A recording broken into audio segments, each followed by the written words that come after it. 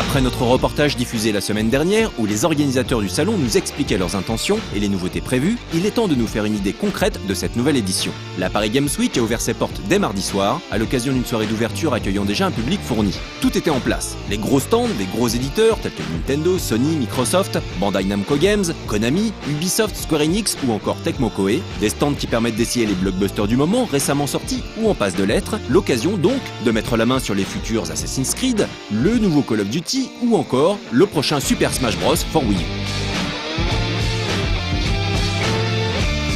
Chez Nintendo, on peut une nouvelle fois essayer de nombreux titres prévus pour la fin d'année ou début 2015, comme c'était déjà le cas sur Japan Expo. L'accent est mis sur la compète et Super Smash Bros, avec des tournois diffusés sur Twitch, la chaîne YouTube de Nintendo France et bien entendu sur le grand écran du stand. D'autres jeux orientés multijoueurs sont également présents sur les autres stands constructeurs, comme le Evolve de 2K Games, jouable chez Microsoft, ou le Destiny d'Activision, qui squattait une partie du stand Sony. Les jeux 18+, sont bien entendu confinés dans des espaces clos, à l'image du très attendu The Witcher 3, qui fait l'objet de nombreuses présentations. Et puis les amateurs de foot peuvent mettre la main sur le prochain PES et ainsi le comparer avec le FIFA d'Electronic Arts, l'un des grands absents du salon avec Bethesda. La Paris Games Week, c'est aussi un espace kids essentiellement consacré aux Skylanders et dans une moindre mesure à Disney Infinity. Du jeu rétro à gogo avec les vétérans de MO5 et du jeu plus ou moins indé avec l'espace Made in France, bien plus développé que l'année précédente. L'occasion de découvrir ou redécouvrir certains jeux présentés sur No Life dans le cadre d'Extra Life ou des news 101%, comme le RPG Zodiac par exemple, du studio Kobojo, Styx également, de Cyanide, Games of Glory, de Lightbulb Crew, ou encore le jeu Neo Geo, Crouching Pony, Hidden Dragon, sorti cet été sur Steam. Oui, il est effectivement sorti sur Steam, on est très content de ça.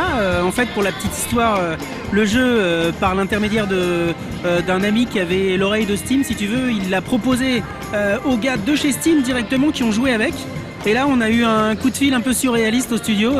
Allô, salut, c'est Steam, votre jeu nous intéresse, pas besoin de greenlight ou quoi que ce soit, on accepte pour l'envoyer quoi. Alors on leur a envoyé la version PC qui tournait et puis il est sorti dans le courant du mois de juillet, ce qui est peut-être pas forcément la bonne date pour ça, mais donc effectivement t'as pu passer à côté.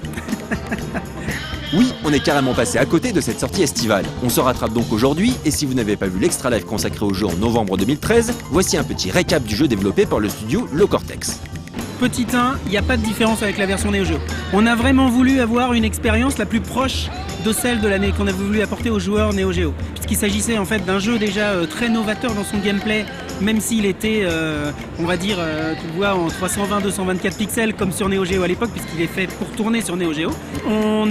C'est un jeu donc d'exploration, de tir, d'action, action RPG. Alors c'est un peu hybride, c'est-à-dire que tu te balades dans un décor qui est assez gigantesque, des 20 écrans par 20 écrans. Il y a 5 mondes en tout à visiter. Il y a à peu près, on va dire, 20-30 heures de jeu pour explorer la totalité du monde. Et puis, tu fais évoluer tes systèmes d'armes, ton expérience, et tu deviens de plus en plus puissant et tu combats des personnages de plus en plus imposants, dont des boss assez importants. Enfin, c'est assez impressionnant, on va dire. Également présent dans l'espace Made in France, l'excellent jeu mobile Inokoni d'Ikari 7, un studio qui présentait son prochain jeu iOS appelé Color Race. Alors Color Race, c'est un jeu, donc on a eu l'idée il y a très longtemps, donc c'était à la base un petit prototype très minimal. Au final on l'a laissé de côté et on s'est dit que ça aurait été bien de le ressortir pour faire un jeu plus typé arcade, sachant qu'au final ça sera un jeu mobile. Là c'est une édition arcade qu'on a sorti spécialement pour la Paris Games Week.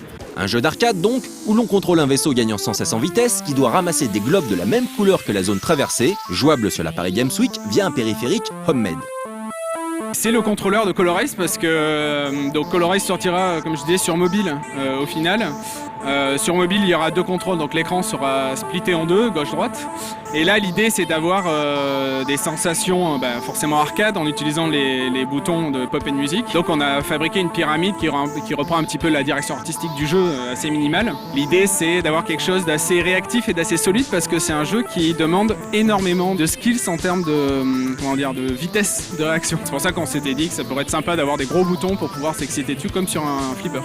Un contrôleur exclusif à la Paris Games Week. Sachez que Color Race devrait normalement sortir courant décembre, gratuitement mais avec de la pub sur les plateformes iOS. Autre jeu présenté, le très beau Shyness du très jeune studio Enigami. Je m'appelle Azem Awash, je suis le président de la société Enigami. Donc Enigami qui est en fait un jeu de mots entre énigme game, mais surtout si vous inversez toutes les lettres ça fait imagine. Donc en fait, Enigami est un studio de développement qui a été créé il y a 3 mois suite à la réussite d'une campagne Kickstarter sur notre projet de jeu vidéo Shyness. Et donc c'est une petite équipe de 20 personnes aujourd'hui qui travaillent très dur pour l'élaboration de notre projet. Shyness a en effet été kickstarté avec succès en juin dernier, le projet ayant levé presque 140 000 $ sur les 100 000 demandés. L'originalité du jeu n'est sans doute pas étrangère à cette réussite. C'est un RPG en fait qui est très particulier car son système de combat est un jeu de combat. L'idée c'était vraiment de mixer en fait un jeu de combat, donc on retrouve toutes les sensations d'un jeu de combat. Alors on s'est vraiment basé sur Naruto, Ninja Storm et un RPG type Final Fantasy, alors ça va plus ressembler à Zelda qu'un Final Fantasy en fait. Vous avez quand même pas mal d'énigmes, vous avez pas mal de choses. Vous avez 5 persos jouables. Alors en fait, Shyness s'est tiré d'un univers qui est une bande dessinée qui a été créée par notre directeur créatif Samir. Donc c'est une bande dessinée que j'ai lue en 2005 et que j'ai vraiment adoré. Je me suis dit waouh, il y a vraiment un univers, il se passe vraiment quelque chose en fait dans cet univers. Et l'idée en fait, c'était d'en faire un jeu vidéo. Donc et même d'aller plus loin en fait dans le concept, c'est-à-dire de mettre des indices dans la bande dessinée qui pourraient impacter en fait sur certaines résolutions de quêtes annexes dans le jeu vidéo. Et visiblement, les développeurs de ce RPG/jeu de combat ne manquent pas d'ambition. On a inventé une langue pour le jeu. Donc en fait, on a 2 linguistes qui ont travaillé pendant 2 ans à l'élaboration d'une langue complète, d'une écriture. Et en fait, si vous voulez, tous nos personnages sont doublés dans cette langue. Donc en fait, ce qu'on a fait, c'est qu'on a pris des étudiants d'une école de cinéma qui doublent donc nos personnages. On fait en sorte que si vous apprenez vraiment cette langue, donc il y a un dictionnaire avec le jeu, si vous apprenez vraiment cette langue, en fait, vous pouvez vraiment comprendre tous les dialogues du jeu, quoi. Shyness sortira d'abord sur Windows, Mac et Linux courant 2015 avant d'être porté sur PS4 et Xbox One, les développeurs songeant même à une version Wii U. Les jeux présentés sur l'espace Made in France étaient très divers, tant en termes de genre que de plateforme. Certains jeux étaient encore à l'état de prototype, comme le Metroidvania Pankapu, le gardien des rêves de Toucan Studio, où l'on contrôlera un petit chevalier rappelant l'écuyer Hoon de Jace et les Conquérants de la Lumière, un personnage qui pourra changer de classe à la volée afin d'enchaîner différents types d'attaques. D'autres jeux proposaient des pitchs étranges, comme Fireworks Command Chip, développé par une petite équipe de 5 personnes.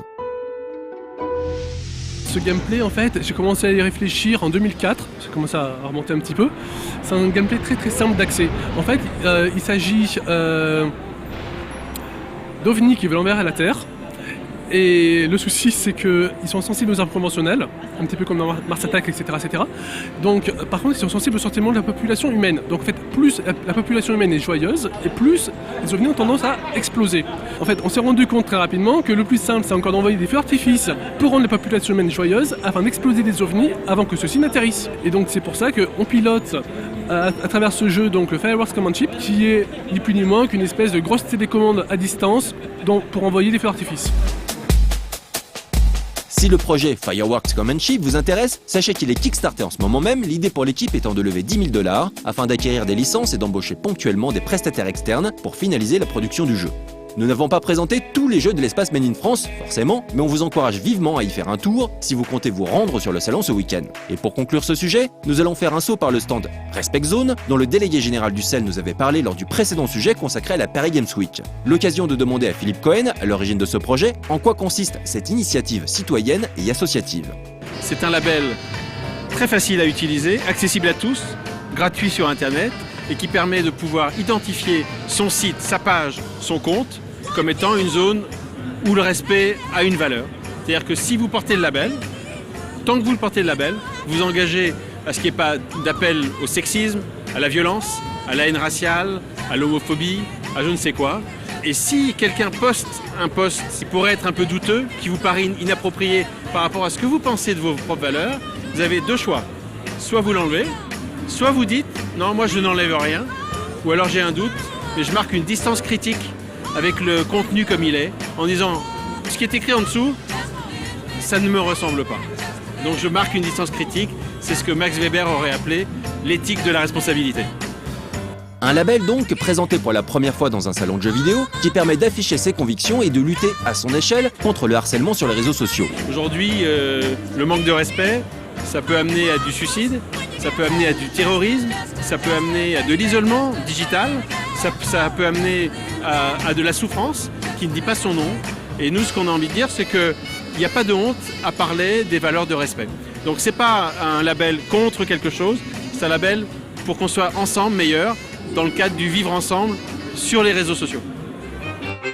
On verra sur le court moyen terme si cette initiative prend, si elle porte ses fruits et si elle parvient à convaincre aussi les grands acteurs d'Internet tels que Google et Facebook par exemple. En tout cas, c'est une première étape. Alors n'hésitez pas à faire un tour sur le stand Respect Zone si vous souhaitez en savoir plus et bon salon si vous comptez vous rendre ce week-end sur la Paris Games Week.